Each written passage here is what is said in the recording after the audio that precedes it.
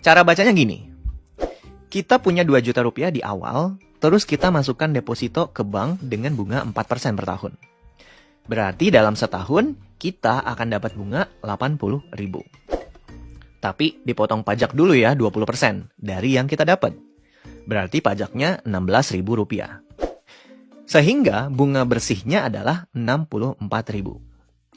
Jadinya saldo kita di akhir tahun pertama adalah 2.064.000 rupiah. Lalu tahun kedua, dimasukin lagi semua duitnya termasuk bunga, dan jadilah 2,13 juta di akhir tahun kedua. Dan seterusnya, dan seterusnya. Sehingga dalam 5 tahun, uang kita di deposito bertumbuh 17%. Apakah ini bisa disebut investasi? Bisa. Karena duit kita bertumbuh, jadi lebih banyak dibandingkan dengan duit kita 5 tahun yang lalu. Keempat, obligasi. Kalau sebelumnya kita minjemin duit ke bank dengan jangka waktu tertentu lalu kita dapat bunga, nah kalau obligasi ini kita minjemin uang ke negara atau perusahaan dengan jangka waktu tertentu. Dan akhirnya sama, kita akan dapat bunga juga. Biasanya lebih tinggi dari deposito, sekitar 6% per tahun. Jadi kalau kita punya 2 juta, lalu kita belikan obligasi dengan bunga per tahunnya adalah 6%, maka uang kita akan menjadi 2,6 juta rupiah. Lebih besar sedikit daripada kita masukkan ke deposito. Sebab bunganya memang lebih besar obligasi ya dibanding deposito.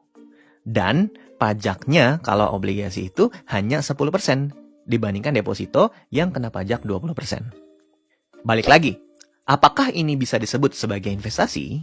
Jawabannya iya, karena duit kita bertumbuh. Next, reksadana. Ini agak tricky karena reksadana itu banyak bentuknya. Saking banyaknya, gue pernah bikinin beberapa video khusus untuk bahas reksadana.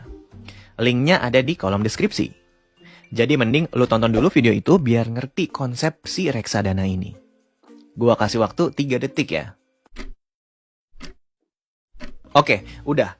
Singkatnya, lu punya duit, manajer investasi punya kuasa. Duit lu akan mereka investasikan sesuai dengan keahlian mereka masing-masing. Nanti hasilnya akan dibagi ke lu semuanya.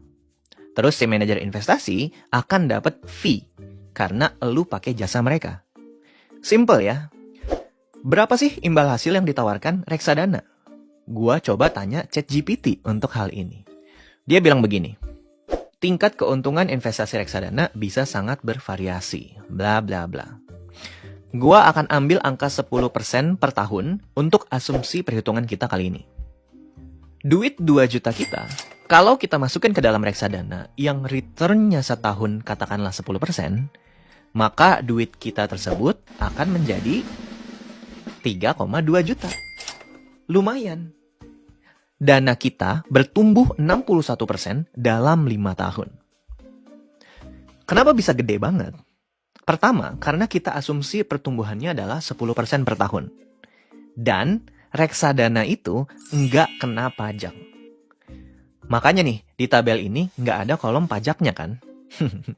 Lumayan. Ini jelas banget ya, reksadana bisa dibilang sebagai instrumen investasi. Lanjut, terakhir. Saham.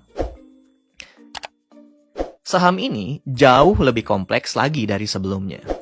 Tapi kalau kita pelajarin benar-benar sih, nggak sesulit itu. Belajarnya di mana? Terserah di mana aja. Saham dalam 23 tahun terakhir, itu kira-kira naiknya per tahun adalah 10,6%.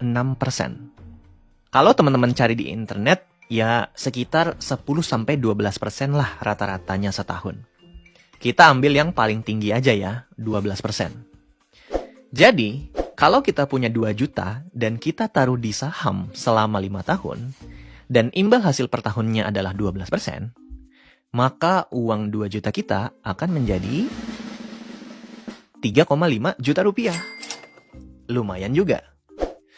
Umumnya, saham memang returnnya lebih besar daripada reksadana dalam jangka